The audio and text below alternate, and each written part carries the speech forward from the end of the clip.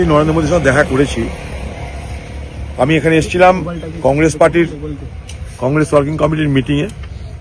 তো যখন দেখলাম দিল্লি এলাম, তখন একবার যদি চেষ্টা করা যায় পশ্চিমবঙ্গের যে সমস্ত পরিযায়ী শ্রমিকরা আছে তাদের দুরবস্থার কথা তুলে ধরে প্রধানমন্ত্রীকে যদি এই বিষয়টা বলার চেষ্টা করা যায়, খারাপ হয় না।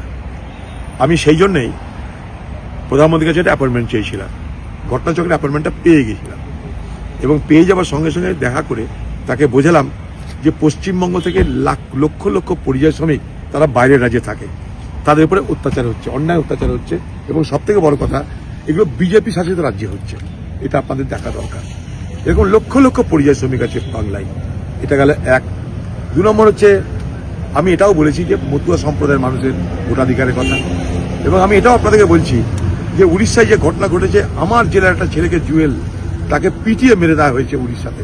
আমি আপনারা জানেন কিছুদিন আগে আমি পানিপথেও গেছিলাম এই পরিযায়ী শ্রমিকদের জন্য, এবং আমি আগেও আগামী দিনে উড়িষ্যাতেও যাব এই পরিযায়ী শ্রমিকদের জন্য। আমি বাংলার পরিযায়ী শ্রমিকদের উপরে কোনো অত্যাচার কোথাও হলে, কোনো রাজ্যে হলে পশ্চিমবঙ্গ সরকার কি করবে জানি না। আমি হেরেছি এটাও আমি জানি। আমি হারিবা যদি পরোয়া না করে সেই সব রাজ্যে গিয়ে গিয়ে সেখানকার পরিযায়ী শ্রমিকদের উপরে যাতে কোনো জুলুম অত্যাচার কোনো রকমের অন্যায় না হয় তার জন্য আমি আপ্রাণ লড়ব এবং চেষ্টা করব। এই চেষ্টা করে পানিপথে থামিয়েছি, এইভাবেই আগামী দিন উড়িষ্যাতেও থামাবো, কথা দিয়ে গেলাম। আমি উড়িষ্যাতেও যাব খুব তাড়াতাড়ি।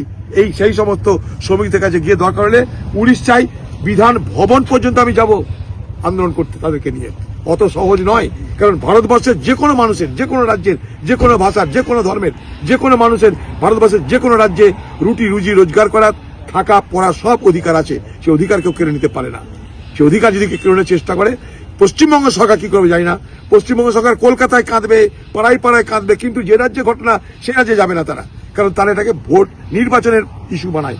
আমি নির্বাচনের জন্য নয়, সেই সমস্ত মানুষদের উপরে, সেই সমস্ত পরিযায়ী শ্রমিকদের উপরে অমানবিক অত্যাচার হচ্ছে তার মোকাবেলা করতে যাব আমি।